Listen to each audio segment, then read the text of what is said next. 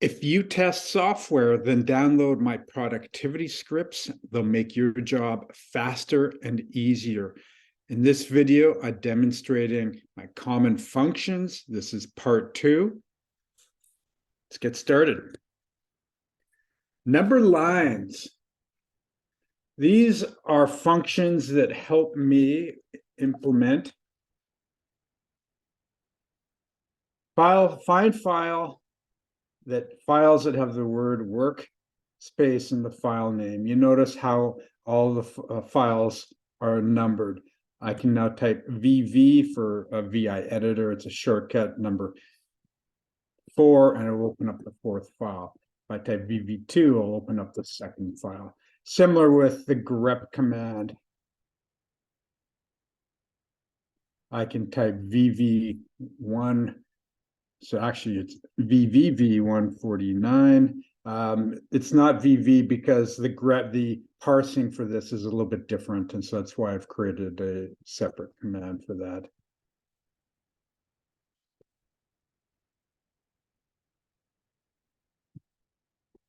This version of it here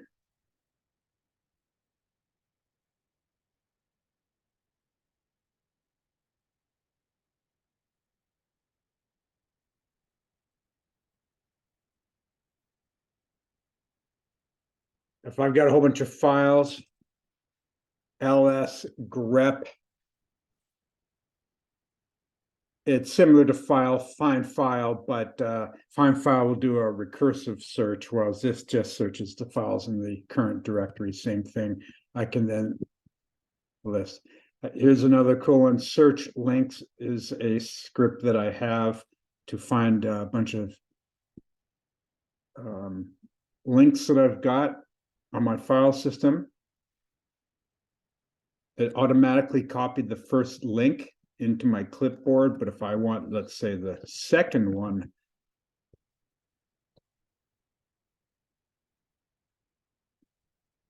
so that's what numbered files do for me. Obfuscate file, I'm not going to demo that here. I'll create a separate video for that. Sometimes have data or information in a file that I need to share with people, but I want to obfuscate some of the data. I'll use this file to obfuscate it before I send it to them. I'll demo that in another video. PWC. I often do a PWD to know what directory I'm in sometimes, and this C will copy it to the clipboard for me. This is really handy for me if I want to move files around my file system. For example, I'm often capturing screenshots, which get saved into my desktop directory. I'm often downloading files, which get downloaded into my downloads directory. And if I want to save those off for a presentation or for attaching to a bug ticket or whatever, I'll move it to another directory. By saving by doing the PWC, it makes it easier for me to do that. Remote debugging. I'm often doing remote debugging with my automation, and there's a JVM argument that I need to add to my build file, but I don't remember the syntax for that, so this just makes it handy for me. Remote debugging, and I copy and paste this into my build file.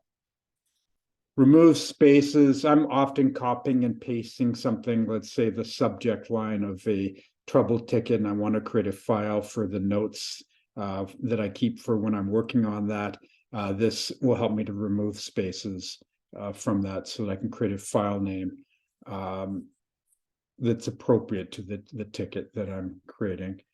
Renamed screenshots is if I've got a whole bunch of screenshots that I've captured for a bug or for these demo videos or for a demo at work. I'll capture screenshots, rename screenshots. Foo, we'll rename them all foo1, foo2, foo3, so that the file names are more meaningful to me.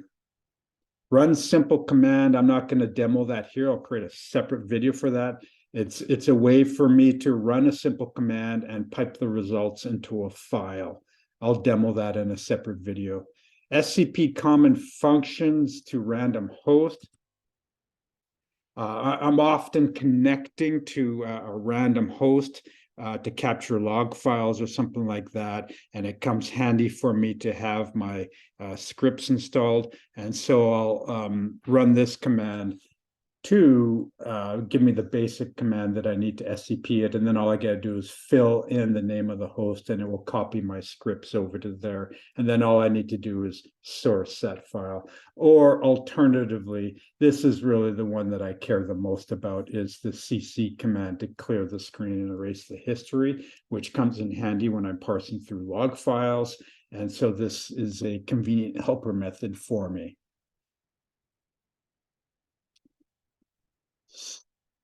Search by content of file, I don't remember, so if what that does, so I'll create a separate video if that's important. Set up workspace, this is huge, you're gonna love it. I'll create a separate video for this.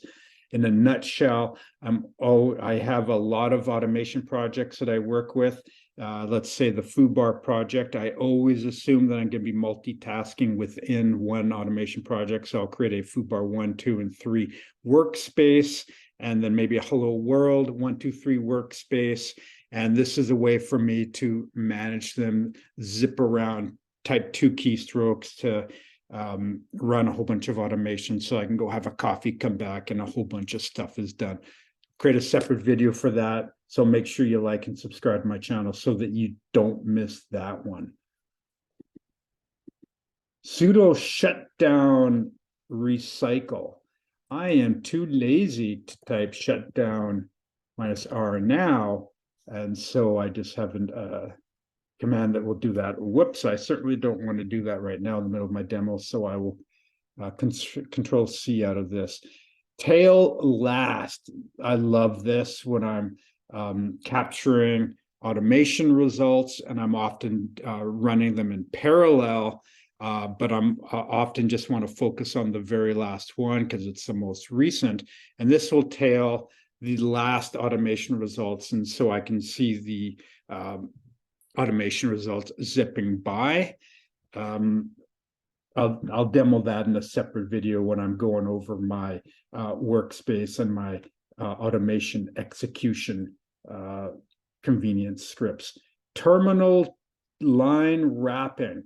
Often I'm looking through log files or I want to enable wrapping or disable wrapping. That's what these will do. Of course, nothing's happening now because the contents of this don't do any wrapping.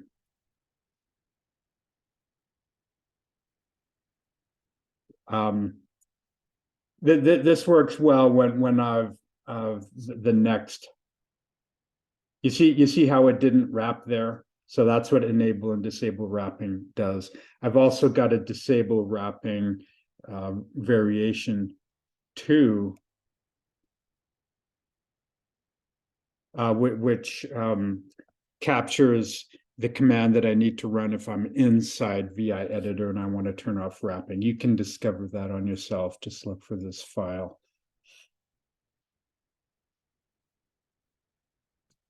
My gosh, I don't remember what this one does. I'll have to look that up later, and I'll produce a separate video for that one. Setup workspace. Oh yeah, I've already gone through all of these. Terminal line wrapping, terminal title. If I want to set the terminal title, it's actually a cryptic command for setting the terminal title. So I just say set terminal title foo, and you notice it changed that. That works great for me because I'm often working on multiple things at a time, and I'll have multiple tabs open. And I'll be inside different workspaces on each tab, and so it really helps me to set the terminal title. Upper, lower, because of my vision impairment, I'll sometimes copy text from somewhere and then I'll uppercase it, and that just makes it a little bit easier for me to read. VI last is similar to the tail last, where it will open up the last automation result that I ran, because if I have 30 automation results, this will reduce keystrokes for me. Okay. In the next few videos, I'm going to be demonstrating more productivity scripts. So make sure you like and subscribe to my channel so that you don't miss any of those. Share this with your friends and colleagues, both software testers and developers will get value out of this. Tell them to go to qatoolbox.org and download free productivity scripts. See you in the next video.